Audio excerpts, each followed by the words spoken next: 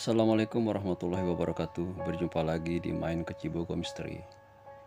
Kusdian atau biasa dipanggil Kusdi adalah orang paling kaya di kampung Cisaat. Mobilnya saja ada banyak, mungkin 5 atau 6. Tak ada yang tahu tepat, yang pasti ia kaya. Orang-orang menganggap Kusdi kaya dari gajinya sebagai pegawai negeri dan hasil warisan. Padahal posisi Kusdi hanya staf biasa di sebuah kantor dinas. Jika dihitung-hitung, gajinya tak akan cukup untuk membeli semua barang-barang mewah itu. Istrinya Mutia tak kerja sama sekali. Ia hanya ikut-ikutan dalam organisasi wanita istri-istri pegawai kantor suaminya. Ya, boleh dibilang itu perkumpulan ibu-ibu sosialita. Pasalnya, kalau tak tentang kapal pesiar, paling-paling mereka selenggarakan agenda amal yang sengaja dibuat untuk posting status di medsos. Semua itu dilakukan untuk sekedar pamer kekayaan belaka. Anak-anak Kusdi juga penuh kasus. Kusdi punya 2 anak lelaki. Sebenarnya 3, tetapi yang ketiga itu tewas karena minuman oplosan saat usianya masih di seumuran bocah SMP. 2 anak lelakinya kini tak kerja, tak pula sekolah. Mereka berdua telah lulus kuliah beberapa tahun lalu. Keduanya kerap ditangkap polisi karena kedapatan ikut balap liar atau pesta miras. Namun, karena power yang dimiliki Kusdi, kedua putranya kerap lepas dari jeratan hukum. Artinya, tak ada satupun sumber kekayaan yang masuk akal yang dapat memenuhi kehidupan mewah Kusdi. Kata orang-orang yang waras, jika tak korupsi, pasti Kusdi bisa kaya dari hasil pesugihan. Lebih baik Anda jujur kepada kami, Pak.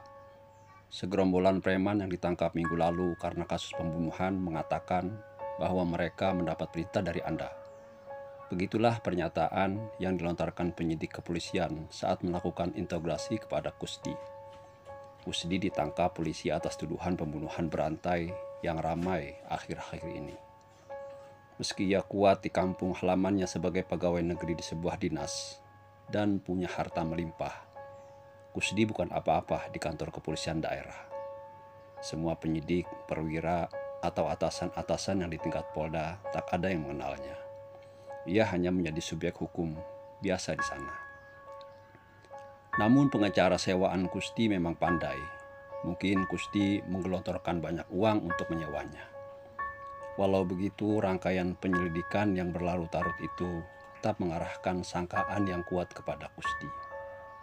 Seberapapun kerasnya tim pengacara Kusdi membela kliennya, atau seberapa besar pun Kusdi menyogok semua perangkat hukum di sana, ia tetap ditangkap dan didakwa sebagai otak di balik peristiwa pembunuhan berantai.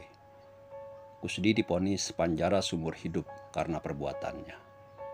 Pertanyaan terbesar adalah, ada motif apa di balik kasus pembunuhan berantai tersebut? Hampir semua orang tak mengetahui dengan pasti. Namun putusan hakim mengatakan bahwa Kusdi membunuh atas dasar hasutan makhluk gaib. Hampir saja ia dibawa ke RSJ karena itu, namun tak ditemukan kelainan jiwa di tubuh Kusdi. Ia murni membunuh dalam keadaan sadar. Sejak saat itulah, dalam setiap forum cibiran, warga kompak mengatakan bahwa sumber kekayaan Kusdi berasal dari pesugihan. Ah, tolong, sakit, tolong, siapapun tolong, pergi kau, jangan dekati aku lagi, pergi. Seperti itulah teriakan Kusdi setiap malam Jumat di dalam kamar perawatannya. Setelah dimasukkan ke dalam penjara, nyatanya Kusdi dianggap benar-benar punya gangguan mental. Akhirnya ia berhenti di kamar perawatan rumah sakit jiwa. Selalu saja setiap malam Jumat, ia berteriak-teriak kesakitan. Lalu ujuk-ujuk saja, spermanya berceceran di lantai-lantai sel. Kepala sipir sudah muak dengan perilaku Kusdi. Atas izin pengadilan, Kusdi dibawa ke rumah sakit jiwa dan tak lagi kena vonis penjara. Ia resmi disebut sebagai orang dengan gangguan jiwa. Jika ditanya oleh perawat apa yang terjadi dengannya, jika ia sedang berteriak-teriak, Kusdi menjawab bahwa ia kerap dicabuli oleh siluman ular bersosok wanita yang ia pelihara untuk pesugihannya dahulu kala. Tentu saja dunia medis tak mengenal itu. Akhirnya Kusdi total dianggap orang tidak normal. Pasca kejadian itu, keluarganya hancur berantakan. Putra pertamanya menghilang entah kemana akibat kasus narkoba. Putra keduanya juga berakhir di penjara karena menabrak orang hingga tewas dalam sebuah balap liar. Sedangkan Mutia, istrinya, berpaling hati dan menikahi pria lain. Sekian dulu, terima kasih. Assalamualaikum warahmatullahi wabarakatuh.